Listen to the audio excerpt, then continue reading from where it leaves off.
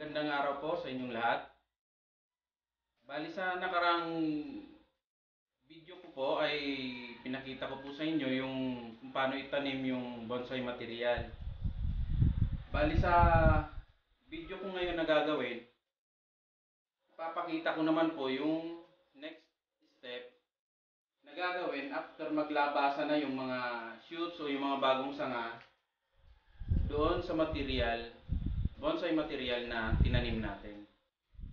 Bali po yung step nating gagawin ngayon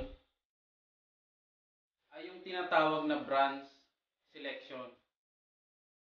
Literally po, ang ibig pong sabihin nito ay yung pipiliin natin yung mga sanga na kailangan sa design ng bonsai natin at yung mga sanga na hindi naman kailangan at dapat tanggalin. Ngayon, kailan po ba dapat gawin yung branch selection sa ating bonsai material? Hindi po ito parpareho sa lahat ng halaman o sa lahat ng puno na tinanim natin. Kumbaga yung duration mula nung itinanim hanggang dun sa time na pwede na siyang i-branch selection ay iba-iba po. Depende sa klase ng halaman o ng puno. Meron po kasi ng mga materyales na malalakas. Kumbaga pag maglabas siya ng sanga ng mga bagong shoots ay maramihan. Kagaya po nito, ito po ay tugas. Ang dami niya kaagad na shoots.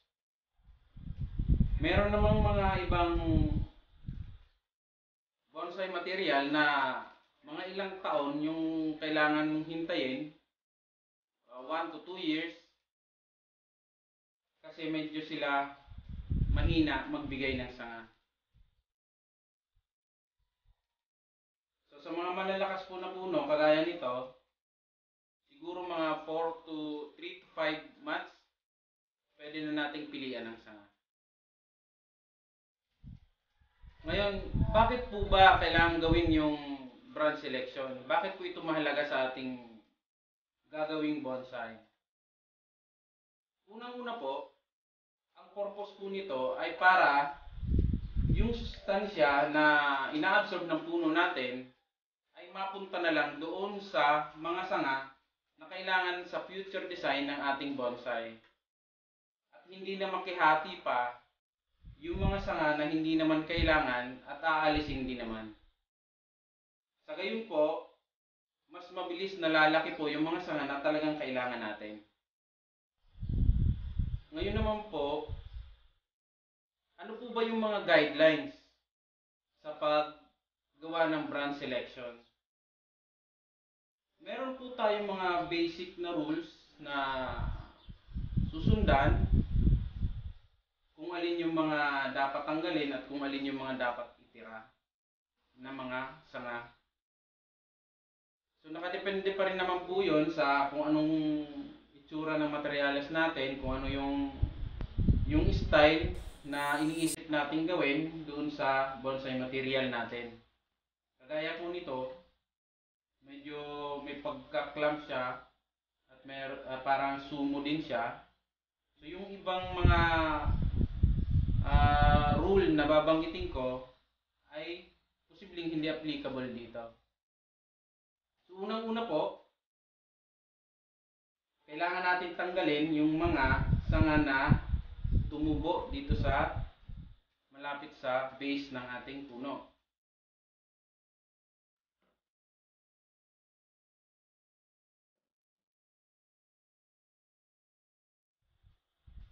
Ito po, nagdala po ako ng drawing.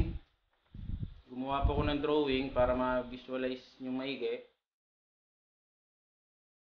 Kumbaga, yung mga sanga na tutubo dito sa may malapit sa base ng puno, kailangang tanggalin yon kasi hindi naman kailangan yon.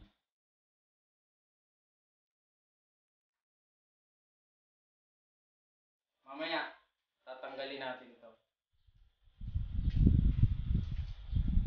Pangalawa po, kailangan din nating tanggalin yung mga sanga na tinatawag na eye poking branches. Ito yung mga sanga na nandito sa harap at direktang tumutumbok sa viewer. Kailangan din tanggalin yon. Kailangan din po nating tanggalin yung mga sanga na nandito sa loob ng curve ng puno, kung merong curve yung puno natin. Ang kailangan lang po nating itira ay yung mga sanga na nandito sa labas ng curves. Bago po tayo mag-umpisa sa ating branch selection, ano po ba yung mga kailangan pang gawin? Kapag yung bonsai material natin ay masyado ng wide or halos covered na ng dahon o ng sanga yung buong materialis natin at hindi mo na makita yung mga sanga, mas maganda po na i-defoliate natin siya para mas makita mo yung structure ng halaman. So dito ay kita naman po kasi hindi naman siya ganun ka siksik yung mga sanga niya kahit hindi ko na po siya i-defoliate. Mahalaga po sa bago mo umpisahan yung branch selection ay i-examine mong maigi yung bonsai material. Kailangan sa isip mo ay malinaw na kung anong design or at least may idea ka na kung anong design yung gusto mong palabasin sa future kasi dun ka magbabase kung alin yung mga halaman na ititira mo. Kailangan mo rin ma-identify kung alin yung mga first, second, or back branch natin. So para may idea po kayo, yung first branch, sa overall height ng puno, kailangan nasa bandang 1/3 siya ng height ng puno. Bali yung first branch ay either sa left or sa right ng puno. Hindi po siyang pwedeng nasa likod. Yung second branch ay ganun din. Pwede po siyang, kung yung first branch mo inilagay mo sa kaliwa, so yung second branch mo, dito na siya sa kanan. Yung third branch mo, yun yung back branch. So, nasa bandang likod siya, hindi siya direktang nakatago sa trunk, gaya nung nabanggit ko dun sa una kong video, yung sinundan na video nito. Kailangan, kita pa rin siya dito sa harap. So, medyo nandito siya papunta sa side ng bahagya. Pero nasa likod siya ng puno. Tandaan po natin na sa first 3 branches ay huwag tayong maglalagay sa harap, sa bandang harap. Sa mga susunod na sanga natin, first, second, third, tapos bilang ulit ng first, second, third. Siguro sa pang-anim na sanga, pang-5 or pang-6, yun pwede ka na maglagay sa bandang harap ng puno. Bakit po natin ginagawa yung ganon? Kung mapapansin po natin, yung mga bonsai ay parang ano din yan, yung kapag biniview siya sa harap, parang pinagmamalaki niya yung trunk niya. Kailangan maipakita niya yun sa viewer. So yung bandang baba ng trunk ng puno ay kailangan kitang-kita ng viewer. So hindi mo yung pwedeng harangan ng mga sanga. Kaya po yung mga sanga natin na papunta sa harap ay medyo sa bandang taas na inuumpisahan. So bali yung mga sanga natin 1, 2, 3, 1, 2, 3 paulit-ulit lang po yun hanggang sa taas. Habang tumataas siya, mas sumisiksik yung spacing. Una po ay 1/3 ng height. So yung susunod ay 1/3 ulit nung natitirang part ng puno. Yung susunod ganoon din 1/3 ulit nung natitira. So, parang ganun, para may idea lang po kayo kung alin yung mga ititira. Alternate sila. So umpisa na po natin. Pipilian ko na po ng sanga itong Tugas Bonsai Material.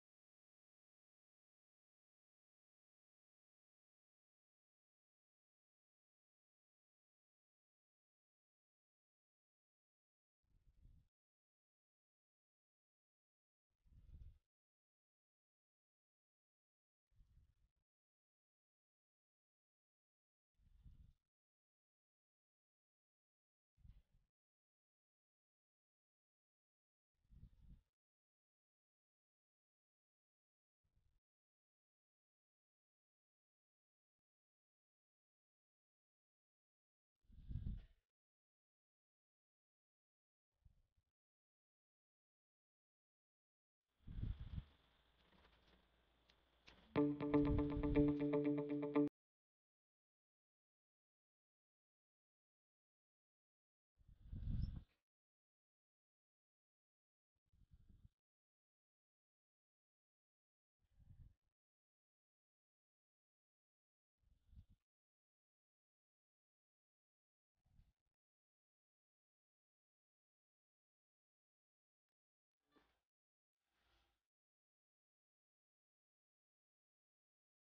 ayan po, tapos na po ako mag brand selection. Inalis ko na po yung mga sanga na tingin ko hindi kailangan para sa future design nitong aking bonsai material. Bali maghihintay pa tayo ng mga ilang months. Pag medyo mag-mature na yung iba pang mga sanga dito, na malambot pa sa ngayon, bago mag wiring naman. So sa mga susunod nating video, gagawan din natin ng video yung wiring ko nitong bonsai material na to. Yun po yung magiging next step naman sa pagbuo ng bonsai. So yun lang po. Sana po ay makatulong ang video na to sa mga baguhan, lalong-lalo na. Kung nagustuhan niyo po yung video natin ngayon, paki-like na lang po. At yung mga hindi pa nakapag-subscribe, paki-subscribe na lang din